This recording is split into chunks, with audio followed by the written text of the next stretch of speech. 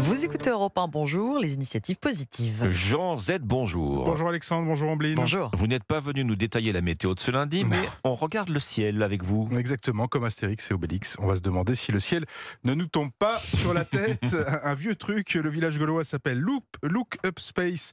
Look Up Space, c'est une start-up toulousaine qui veut sécuriser les activités spatiales.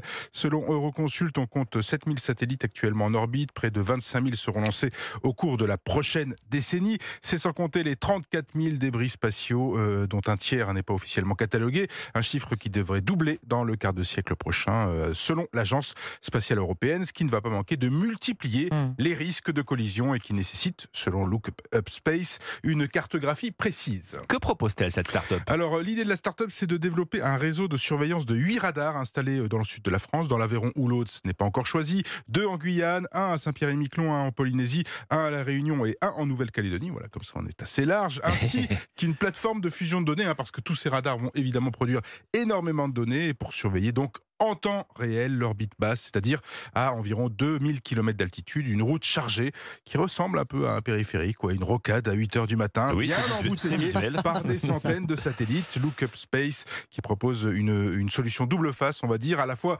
civile et militaire, solution qui devrait permettre donc de repérer des objets de quelques centimètres seulement. Bon, c'est une idée qui a déjà séduit des investisseurs. Oui, Look Up Space a été créé à Toulouse 2022 et un an après, ils ont levé 14 millions d'euros, dont 7 millions de financement privé. Une société fondée par un ancien patron du commandement de l'espace, le général Michel Friendling, et Juan Carlos Dolado. C'est un ancien chef du service de surveillance spatiale du CNES. Donc de quoi devenir le leader en France. Oui, même si des systèmes de surveillance existent déjà. Il y a Grave du laboratoire de recherche publique Onera, il y a le système Helix d'Ariane Group, WeTrack de Safran Data Systems, ça existe.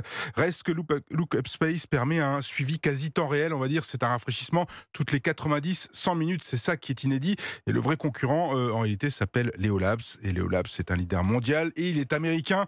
Avec Look Up Space, il s'agit donc de trouver une alternative à Leolabs, d'acquérir en fait une souveraineté française et européenne dans ce domaine et éviter que le ciel américain ne nous tombe sur la tête. Merci Jean Z, les Merci à initiatives vous. positives. À demain, À demain. Jean sur Europe 1.